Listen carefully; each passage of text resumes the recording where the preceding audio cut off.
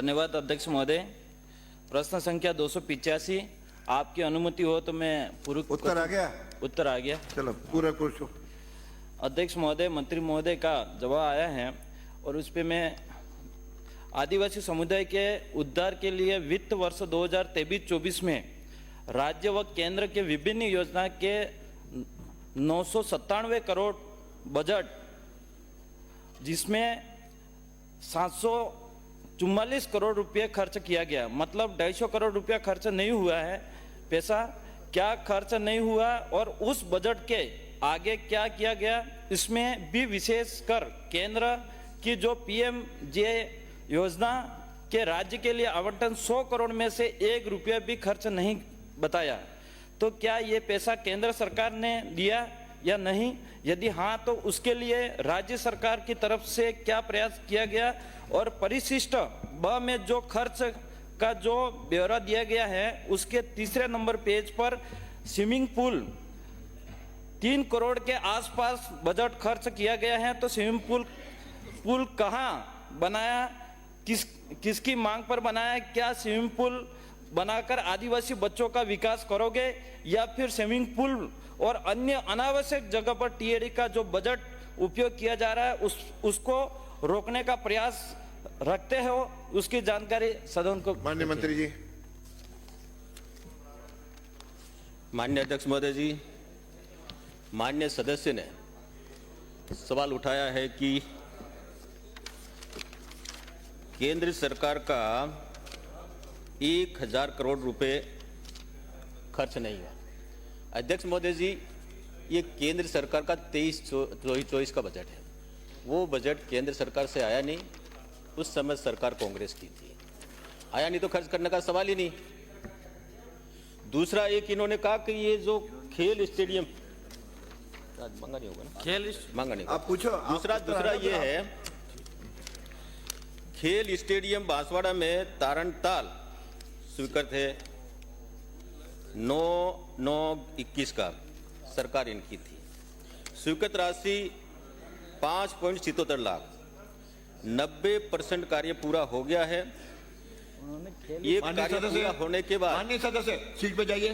क्रीड़ा परिषद को हैंडओवर कर दिया जाएगा। में कोई नहीं आएगा। ये क्या है? अध्यक्ष महोदय, मंत्री महोदय को मैं बताना चाहूँगा, मैंने स्विमिंग पूल के बारे में पूछा था, स्टेडियम के बारे में नहीं, और सरकार के बारे में नहीं। तो मैं, और ये जो 2023 ये जो अभी चल रहा है 25-26 जो आपके कार्यकाल में केंद्र सरकार का कितना बजट आया ये पूछना चाहूँगा। और आदिवासी के कल्याण के लिए इतना बड़ा विभाग है और सरकार ने 1025 कार्मिक शिक्षा व अन्य विभाग के से प्रतिनियुक्ति पर ले रखे हैं और खुद टीएडी विभाग का एक भी कार्मिक नहीं है। यदि है तो मंत्री जी बताएं, और उनके टीएडी विभाग के खुद के कार्मिक कितने हैं? छात्रावास अधीक्षक के जो 470 वार्डन के पदों पर भर्ती के लिए जो प्रक्रिया जारी है, तो क्या माँबाड़ी के केंद्र 100% एसटी वर्ग शिक्षा सहयोगी लगा रखे हैं? उसी तर्ज पर 770 वार्डन पदों पर एसटी वर्ग के अभ्यर्थी लगाने की मंशा रखते हो? सदन की मेज पर अवगत कराए। माननीय मंत्री जी बिराजो। प्रश्न तो गोलमोल है, प्रश्न तो कुछ है नहीं। अध्यक्ष महोदय जी, आपने ये कहा कि 470 पद जो हमारे हॉस्टल हैं इनमें पहले केडर नहीं था, और केडर नहीं था तो हम लोग शिक्षा विभाग से अध्यापक लेते थे और उनको वार्डन के तौर पे लगाते थे। अब हमारा केडर बन गया और उनकी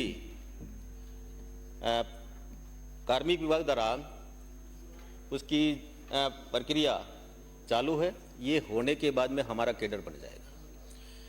अध्यक्ष महोदय जी, पहले हमारे छात्रावास अभी जो बढ़ गए हैं 452 छात्र हैं और ये 70 पद हैं, क्योंकि ये जो अंतर है ये इसलिए अंतर है कि जो अभी जो वार्ड हॉस्टल वगैरह खुले हैं इसके कारण से ये अंतर आ रहा है।